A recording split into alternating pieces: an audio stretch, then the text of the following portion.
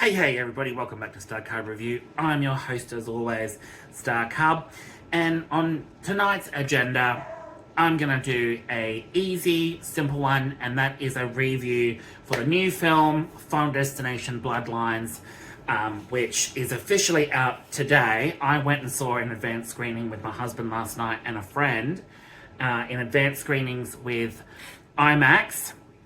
And what do I have to say about the film? It is very enjoyable. Very enjoyable. I had so much fun with this film. It was outrageous. But there are things that I have to discuss. But before I get into that, just wanted to say a huge thank you to everyone new to my channel that's tuning in, watching my videos, even subscribing. Thanks so much. I really do appreciate it. I really do appreciate it. And everyone returning, you know I all love and appreciate you. So, without further ado, I'm going to let the credits roll, and then the opening credits, should I say, and then we're going to get straight into the review. Alright guys.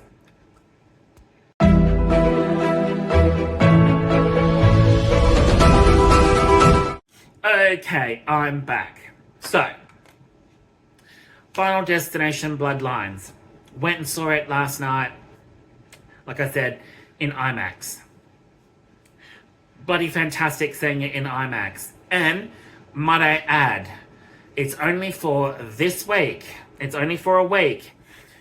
Seeing Final Destination Bloodlines in IMAX, this is the only version you will see in IMAX. It is not going to be released on Blu-ray, and it's not going to be released on streaming. So the version you see in IMAX, you won't see anywhere else. And it's only for a week.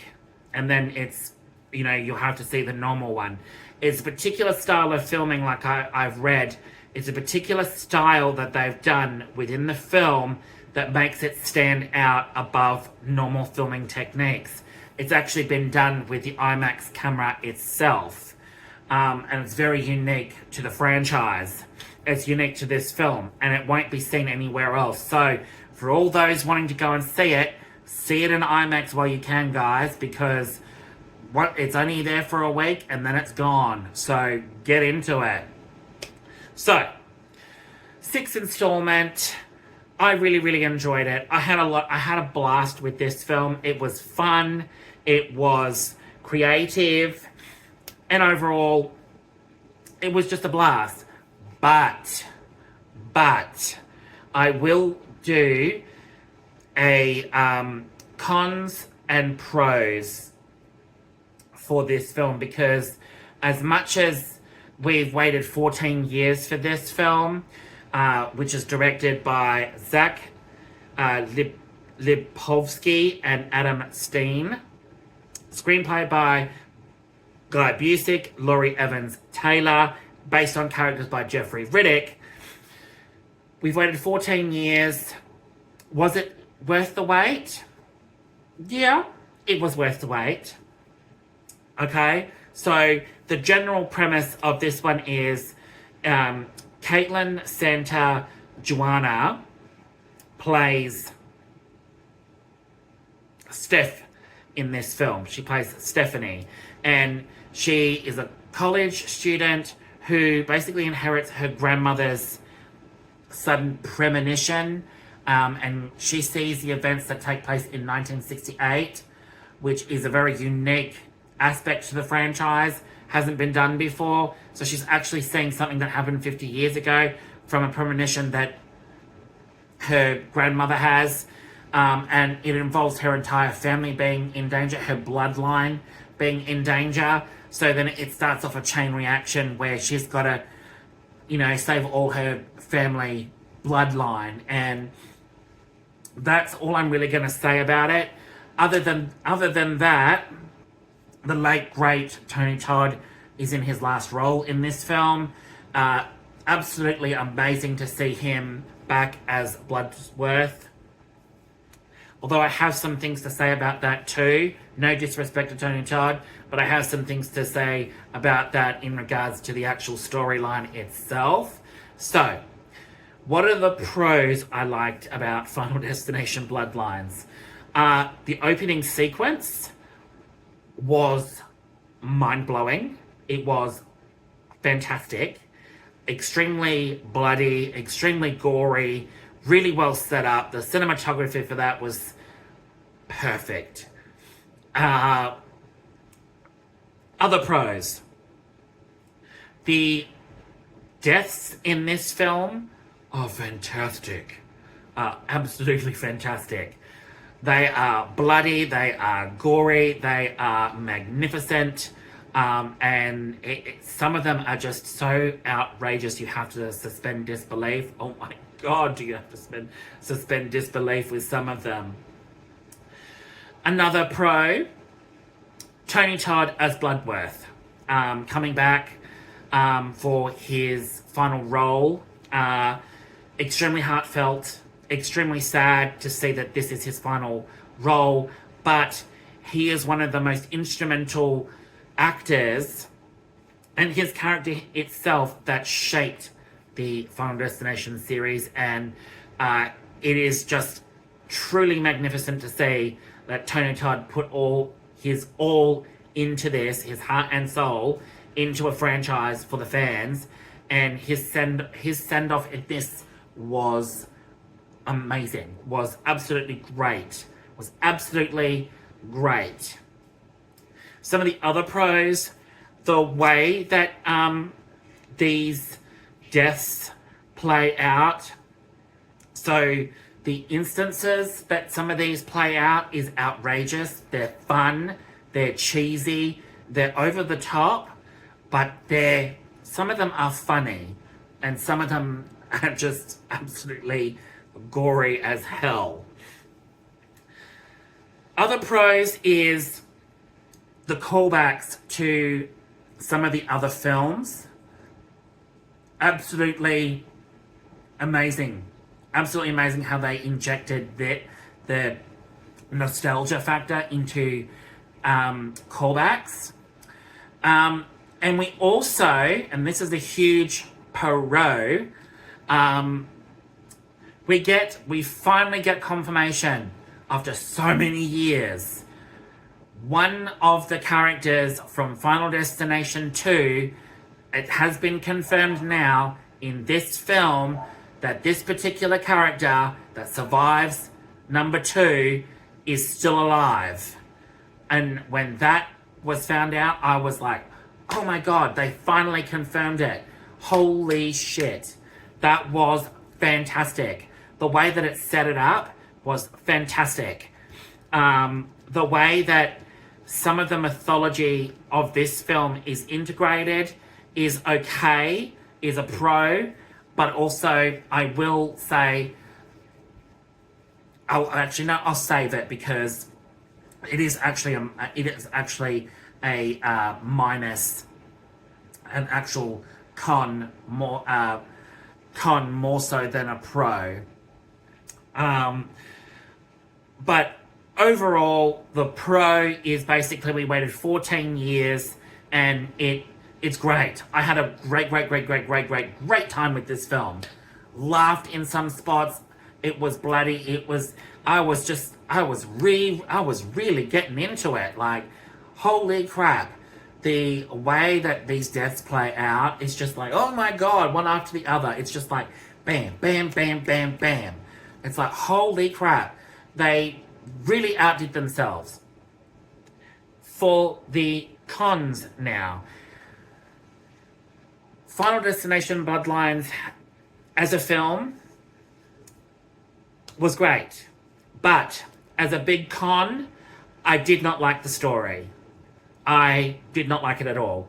The story I felt was very lackluster, and I thought the whole bloodline aspect of the storyline was extremely poor.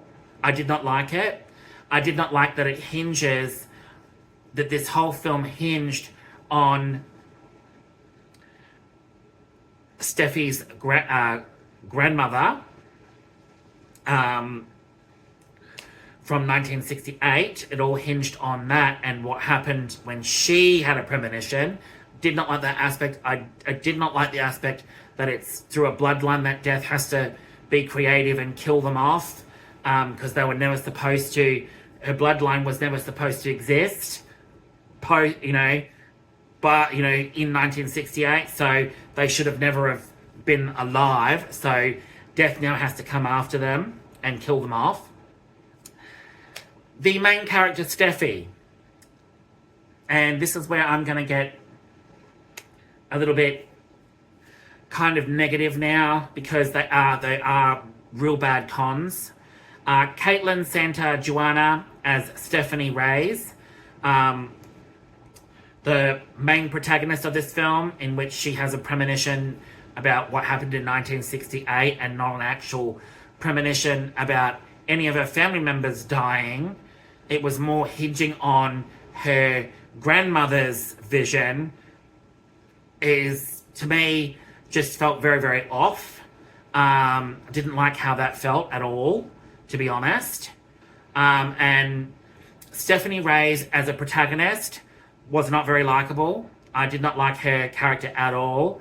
I thought she was very, very wooden in spots. I didn't feel the level of emotion and detachment and just feeling that you got from watching the original Final Destination from 2000, Alex Browning's character, played by Devon Sawa.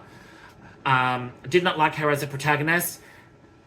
And another big con I did not like is all the other characters, bar Tony Todd's character, Bloodsworth, were not likable. I did not like their family dynamics. The family members were all wooden. They were horrible. You didn't spend enough time with them to really get to know them. They were unlikable, in my opinion. They were there for fodder, basically. And another aspect I didn't like about this is the fact that it injected comedy into the horror. And it didn't feel Final Destination vibes to me. It didn't feel like the nostalgia and dread and foreboding and foreshadowing like the original, and even the second one did. Another con that I just did not like about this film was that the characters are just so poorly written that they come off real dumb and stupid, and the settings that they're in to when they have their accidents and their deaths are really, really bad. It just feels like watching it and then seeing the characters like they were there at the right time to get that in that shot where they get their death scene. Like they were told, stand here, stand there, and just let this whack you. The characters were just very, very poorly written. And another aspect I didn't like about this film is that it rushed.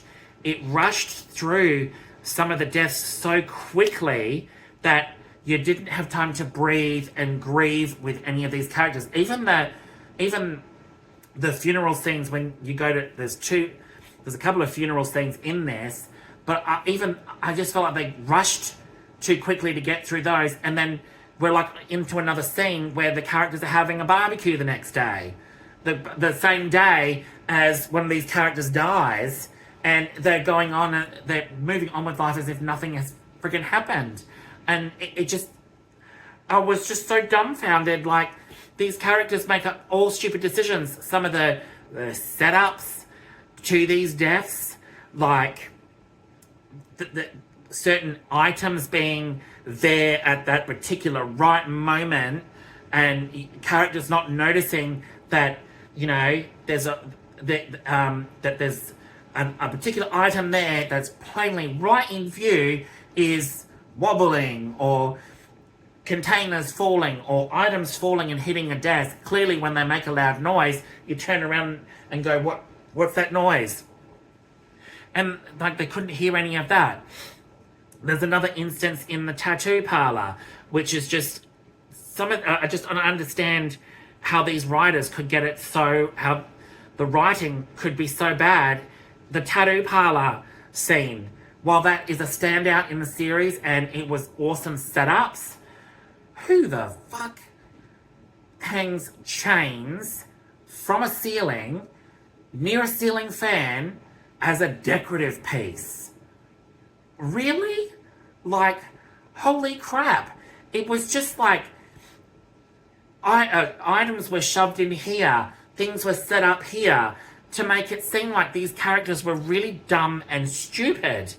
Like, even the setup, when you know something foreboding is going to happen, the setup is just so weak, piss weak, in fact, that you can see it coming from a mile away. Like, some of the decisions in this film was just so bad. Like, I can't understand how, and I mean, I've seen other reviews from people saying that this is the best in the franchise. This is so great. This is so mind-blowing. I had such a great time. It reinvigorates the franchise.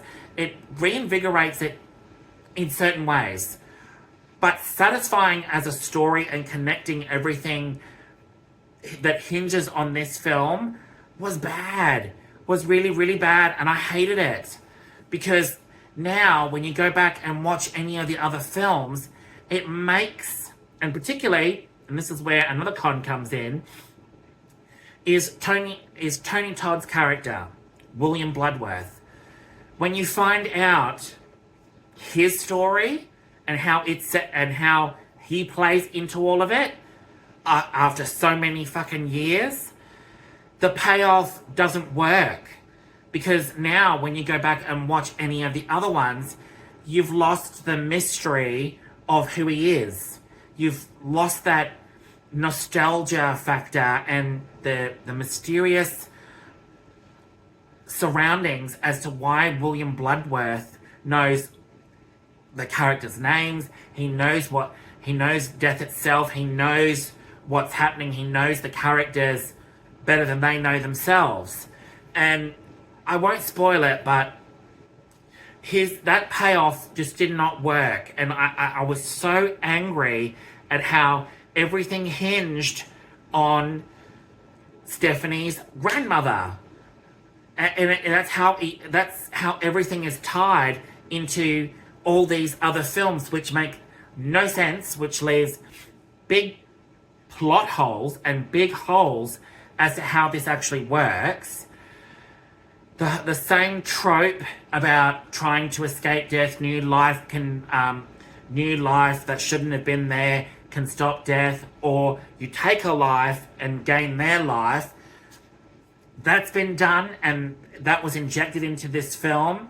But the way that it went about it with some of the other characters was extremely poor, and it did not pay off. And the ending, to me, was extremely lackluster, extremely poor, but I laughed my ass off, because it was fun. I'm not disputing I'm not saying that this film is absolutely awful. I had a blast with this film, people. It was great. It was one of those movies where it's cheesy, stupid, fun. And it was. But to be taken seriously as this is the movie that basically connects all the films together was, in my opinion, extremely poor. And none of these characters had any sort of nostalgia factor or any sort of resonating feelings like, oh, I really feel sorry for this character. No, I didn't feel sorry for any of them, because even the protagonist, Stephanie, just came off like a really, really annoying college student. And I did not like the whole setup from 1960. Like, it all hinged on her grandmother being the one that connects all the bloodline. I did not like that. And I'm sorry if people, I may get criticism for this, but I am being honest. I did not enjoy that aspect of this film at all. And the way that it just sets everything up is just weak, in my opinion. And the fact that the main character doesn't get premonitions, doesn't get a premonition about what's going to happen. It's something that was done 50 years ago, which confuses the hell out of me. So it injects a new it just injects something new into this franchise 14 years later to come up with this storyline that, you know, this is how everything is connected to the other films. And I think that was really, really poorly written. I would have done everything differently, connecting everything differently, and I would have really, really blown the socks off with a story that really, really resonates like the first one. And the first one, you actually got to see a foreboding presence, a shadow, a glimmer, you know, wind or whatever. But in the first one, you got to see a dark, like an eerie shadow just like move into an item or go behind them in a mirror, and you see it for that split second. I really wanted them to go back to the roots of the original film and use that, because it actually made sense that there was an actual malevolent presence that was moving from one item to the next, or moving here to set up this one. Whereas in this film, it basically just sets it up where these people are so dumb, it's like they cause all the accidents themselves, and it's just like they're all set up in such a way where it's like you really don't see the wind tip this and whatnot. And I don't know,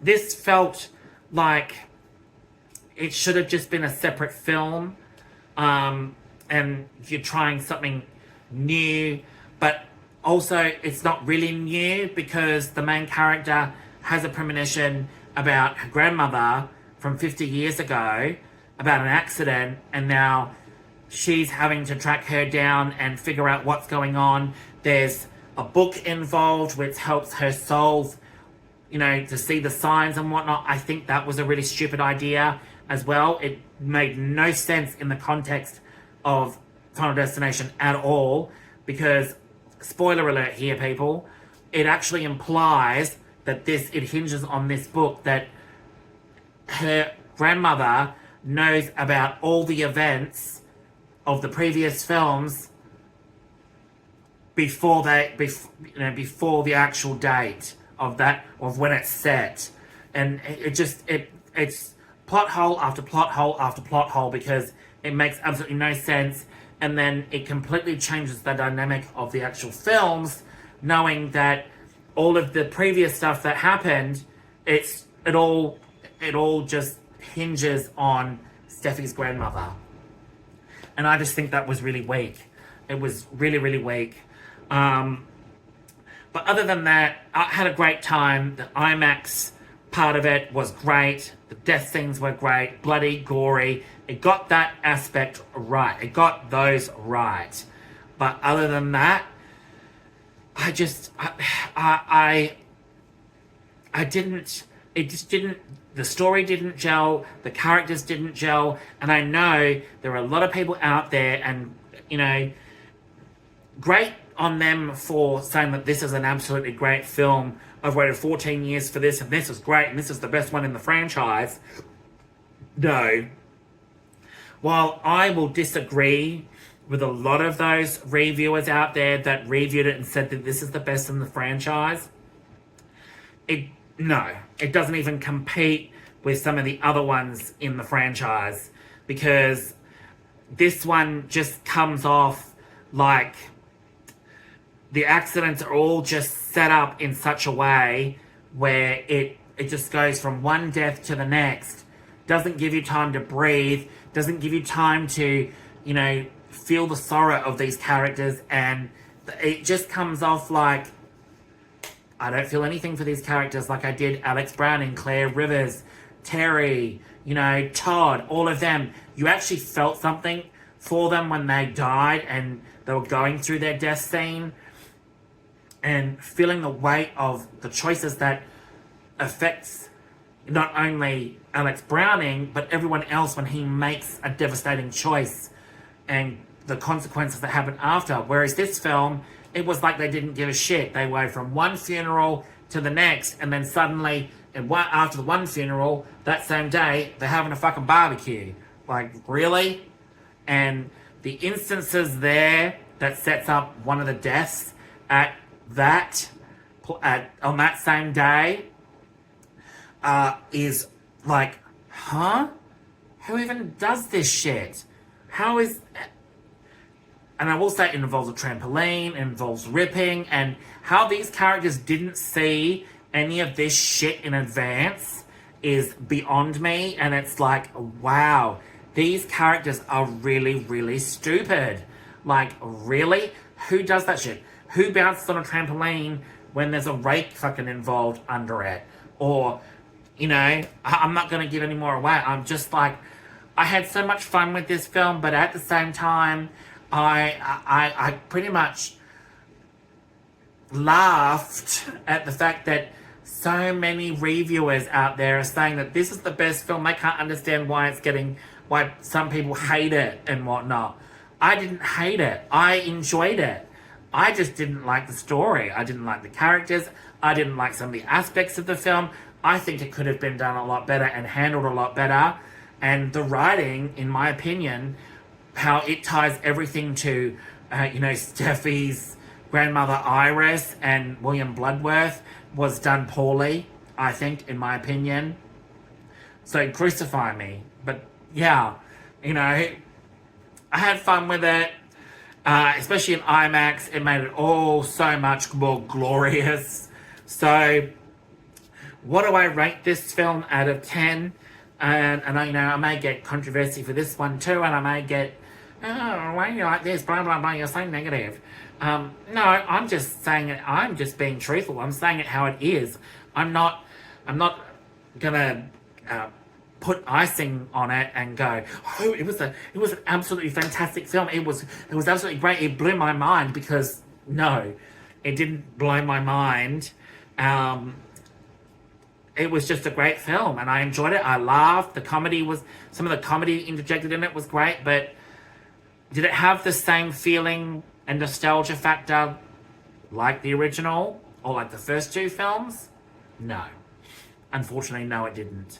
And that's where it fails for me. Fails, but still a great popcorn flick. I'll buy it on Blu-ray and watch it again, just because I enjoyed the death scenes. I enjoyed these characters being so stupid in the choices that they make. Holy crap, the choices that they make in this film are just horrendous.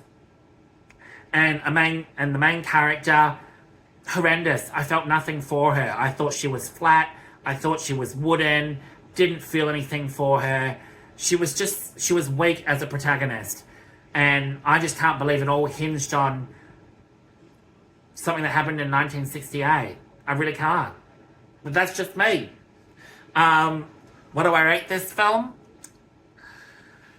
I'm gonna give it an 8.5 out of 10.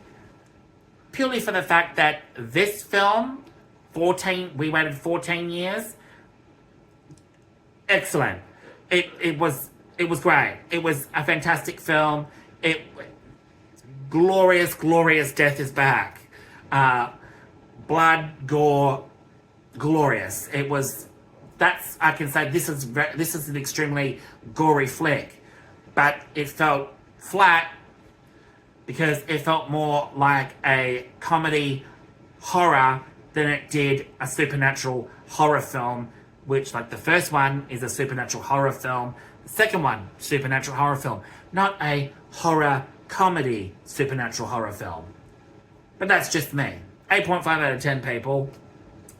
Thank you so much for tuning in. Don't forget to click like, subscribe, and the notification bell to keep up to date with all my content. Now, this was a really fun one to talk about.